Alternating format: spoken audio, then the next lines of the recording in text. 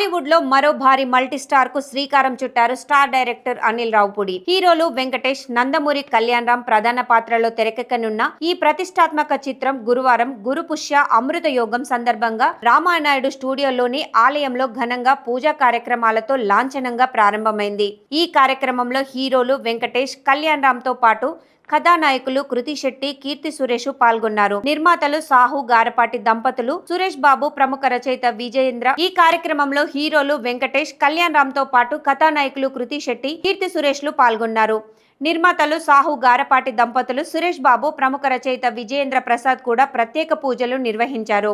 ప్రస్తుతం వెంకీ అనిల్ 5 అనే working title తో రూపొందుతున్న ఈ చిత్రానికి 2027 సంక్రాంతి కానుకగా విడుదల చేయనున్నట్లు ఇప్పటికే దర్శకుడు అనిల్ రావుపూడి ప్రకటించారు. పూర్తి వినోదాత్మక కథాంశంతో ప్రేక్షకులను అలరించేలా సినిమాను రూపొందిస్తున్నట్లు సమాచారం.